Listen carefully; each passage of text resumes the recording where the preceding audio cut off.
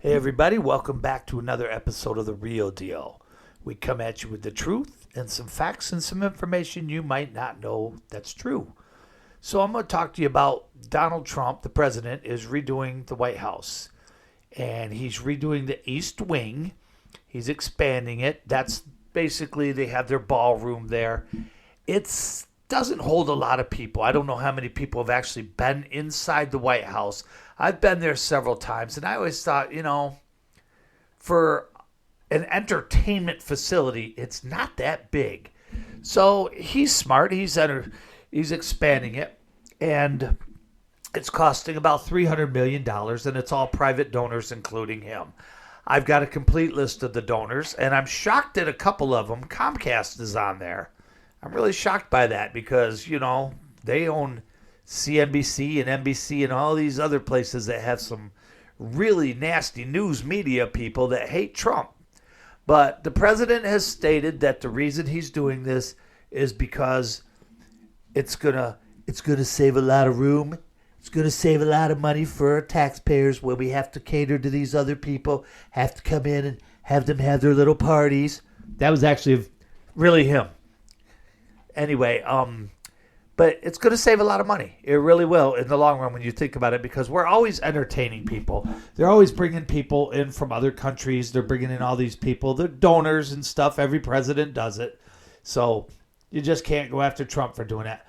But he's actually pretty smart on this, because in the past, with Obama and Biden and those guys, when they had their parties, they had to go and rent tents and put it all outside. And, you're talking millionaires and billionaires coming in, and we're kind of catering to them to, hey, you want to invest in our country? You want to build a plant here? You want to do this? Create some jobs for our people? It's like, no, why would I? We're in a tent having a party. Give me a break. And that costs a lot of money. And this $300 million is, that's a lot of money. But lots of presidents have done things to the White House before, and usually that was at the taxpayers' expense.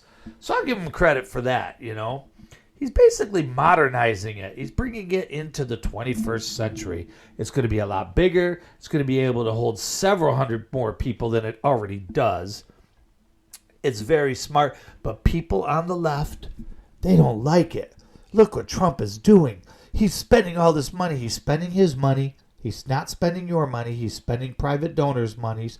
Like I said, I've got a whole list of them. There's some pretty decent people on there. There's some good corporations on there. Nothing wrong with that, They throw money his way. He might throw some work and jobs their way. That's what they do. That's what the lobbyists do. That's what all these people making private donations do. When they donate to somebody's campaign, they're doing that not because they really care about them. They want them in there to give them what they want, or to give them the power to do what they want. They're like, hey, if I give Kamala all this money and she gets in there, she'll remember me. And when I do all this illegal stuff, she'll look the other way. And that's what they do. So it's a good project. It's interesting. It's very good. I'm glad they're doing it. Now they're basically demolishing the East Wing, and they're going to rebuild it. And it's going to be a 90,000 square foot state-of-the-art ballroom. It's going to be 21st century. The East Wing was built in 1902. That's 123 years ago. So yeah, let's renovate it a little bit. And it's going to, so right now it only accommodates a couple hundred people. This is going to put possibly comfortably, they're estimating 1,000 people will be able to be comfortable in there, having parties, having ballrooms, doing whatever, and it will save money. We won't have to rent those tents anymore and stuff like that. And it's been reconstructed. The East Wing has several times. And so it's time. It's time. Now, the White House has been around for a long, long time. People don't know this, but the cornerstone was laid in 1792. And construction began on it in 1817. I think that was when it was completed. So it's been around a long time, and it took a long time. And a lot of presidents have totally redone it. Not as much, though, as Harry Truman did. So did you know the S in Harry Truman stands for nothing? Just like Ulysses S. Grant, that S isn't his. That's not real. Somebody put it in there and people roll with it. That's why I said Harry Truman. But so that reminds me of Biden and his hairy legs. Used to hear about that all the time. Ooh, don't invite him to the parties, Trump, because if there's anybody little girls below the age of 13, he'll be all over them. Ugh, that guy, he ain't right. But they laid the cornerstone. Washington and all these people, about a third of the founding fathers were Masons. So they had a big Masonic temple there. So, I'm sorry, not a Masonic temple, a Masonic ceremony. My bad. A lot of people compared it to a Masonic temple. Could have been the intention. We don't know. But they had a big Masonic ceremony where they poured the wine on the cornerstone and stuff. Now, in the 1700s, if you were a Mason, if you were in the Masons group, if you were Masonic, it meant you made it. It meant you basically were upper class society, wealthy, and you had a lot of influence. And basically by being a Mason, you commanded respect. You were admired. And it's always been a place for men that kind of, back then anyway, achieved a higher place in society. And they would come in there and they would help other people rise up so they could be Masons too. And whether it's true or not, with the new 21st century, things are different. But back then, you had a lot of power and they would help you. And they would know this and see you and say, hey, let's do this, man. So let's bring you in, make you one of us. Anyway, within a year, the cornerstone came up missing. Nobody knows where it's at. Supposedly, there's a lot of really good stuff in there. Supposedly, now here's the story. Supposedly, it went missing the day after it was laid. Nobody has seen it since. Some say it went missing a year, and there's been many attempts to find it. Nobody knows what's really in it. Nobody, and the History Channel, I don't know if you know this or not, the History Channel, they had a show, I can't remember the name of the show. It might have been the network. I think it was the network. But they actually wanted to find it. They put out a cash reward to anybody that could help relocate the stone. Now, supposedly it was just a stone. Nothing major. No big deal. But supposedly there was some really good stuff put in there. I don't know what it was. Nobody does. So why did the cornerstone come up missing?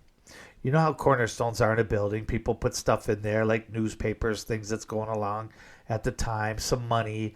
It's like a time capsule basically. Why did it come up missing? Why is it gone?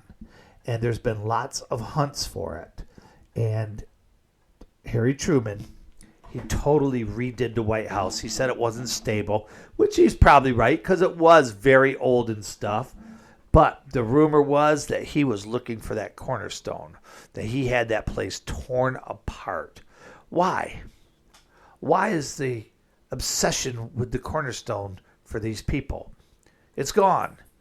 Could be nothing in it. Who took it? What was in it? We will never know.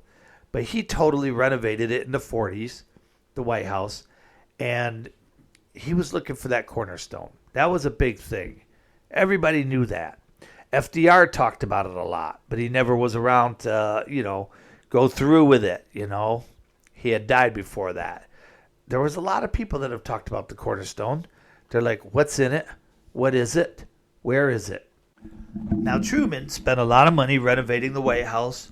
I'm not going to criticize him for that. It took 10 years to get that done. But the way it was back then, the condition of the White House, that building probably should have been condemned. But he was rapidly looking for that, and why? Why?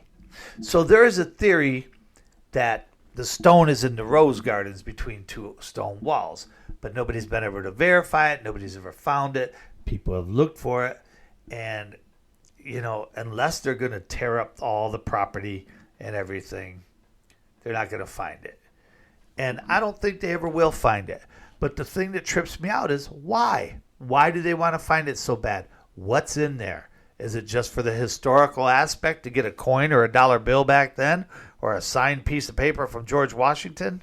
Or is there something more hidden in there? Now, there's all these rumors going around that it was stolen right away by anti-Masonic people. The only thing that anybody really knows that was put in there, other than your basics, was a silver plaque with all the names of a lot of the people involved. And so there's rumors that it could have been stolen or destroyed in the War of 1812 by the British, but it wasn't there then. They have used ground-penetrating radar to look for this thing. They have spent a lot of money to look for this thing. And again, I ask you, why? Why? Now, there are a lot of hidden rooms, secret rooms at the White House for protection. There is a bunker under the White House. There's a lot of strange things about the White House that we don't and won't ever know. But I always wondered, why are they going after this cornerstone? And a lot of people feel there's something there, possibly incriminating stuff. There's all kinds of rumors. You can come up with whatever you want. But because the Masonic involvement, people feel there's something there. And that's a big thing because the Masons were involved. And, you know, the country was founded by many, many Masons. I mean, when you think about it, and a third of the founding fathers were Masons, that's a lot of people. That's a lot of people involved in that. And the Masons, they're not a secret society. They're a society of secrets. We all know they exist, but, you know, we don't know everything about them. And I don't think, honestly, they don't know anything about them. Well, I'll say they don't know everything. I think they know a lot of things, what they're taught, just like anything else. But, you know, at the highest level, there's always something there. Always. Now, we have had 45 people, different individuals, become president. And 14 of those that we know of, there could be some that never admitted it or talked about it, 14 of those were Masons. That's a pretty good percentage. I mean, that comes out to about a little over 31%. That's a third of our presidents have been Masons. Is that something to worry about? A lot of people have always worried about it, especially way back in the day, because, like I said, the Masons had a lot of power. I'll let you make up your own mind on that. But as far as the White House being renovated, people on the left are upset. And here's the deal. Let's say Joe Biden was doing the same thing for the same reasons that Trump is. They would be calling him a hero. They would be saying, oh, that's so smart. He's saving money. Good for Joe. Oh, he's the best. How they can say that, I don't know. How anybody could look at that man as our president and say positive things, I don't get it. Personally, I feel his family is a disgrace for letting him go through that. I would not let if it was my father, my relative, I would be like, no, you stepping down now. Because this is an embarrassment. Not just to the family, but to you and your legacy. Well, what legacy? Career politician, racist, pedophile. Ain't no legacy there. But anyway, so if he was doing it or Barack Obama was doing it, if they were doing that, it would be okay. They'd be like praising them. And if they were using taxpayers' monies, they would justify it. But the problem is, in the United States right now, we are more divided than ever, which is the game plan. It's been going on for years. Because when you're fighting down here for each other, against each other, you're not going to fight for each other. That doesn't happen anymore. Nobody sticks up for anybody. And when you do, you get in trouble for it. Trust me, I know. Anyway, they want you fighting each other. They want you hating each other. They want the No Kings protesters out there. And they want people to drive by in trucks with real American flags going, screw you, commie. That's what they want. They want us all to hate each other. That way, while they were doing that, fighting in the streets, they can do whatever the hell they want at the top. And I'm not talking about the government. I'm talking about the corporations and everything. They break the law on a daily basis. Most people out there don't even know the freaking laws. They don't know labor laws. They don't know the Constitution. Most people never learn these things in life because they said they'll never use them. They'll never need to know them. That's like learning the Pythagorean theorem in math. I never have used it, but I learned it. I got in trouble for that too. Funny story. The guy was going off and he's talking about it. And I said, well, it's a theory. It can't be proven. He goes, well, you can't prove me wrong. And I said, well, you can't prove you're right. I got sent to the office in high school for that one. And they ridiculed me. They were mean to me. I was like, what? I told the truth. It's a theory. It can't be proven wrong or right. So why are we learning it? I've never used it. Nobody I know has ever used it. Even scientists. Give me a break. But anyway, most people go through life thinking, well, I don't need to know that. I'll never use that. I'll never do that. Yeah, there are many things you need to learn because history is a major aspect of our world. Because when you don't learn the history and learn about the negative effects of the things that has happened, it's going to happen again. And the government has so much power and control now than you ever thought. And it's not just the government, it's the corporations that control and own the government. There are people higher up than the President of the United States. There are people he's got to watch out for. You know, there are people controlling this world that you'll never know. You'll never know about that. I'm going to come and talk to you about it someday. I might even drop a couple names. I'm not scared. What are they going to do? Take me down? No, you know what they do? They say, don't listen to that guy. He's a conspiracy theorist. You know?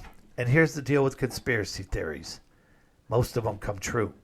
Most of them come true and can be proven true. I could go through a whole list of things that people call conspiracy theories that end up coming true, and people go, wow, this guy was right. The real deal was right. He's always right. Pretty much. Because I'm not going to feed you lies or BS. I'm just going to come at you with the truth and keep coming at you, people. So you know what? Let's keep supporting one another. If Trump wants to redo the White House so we don't have to pay for it, I have no problem for that. Now, if he was using my money, I'd be a little mad about that.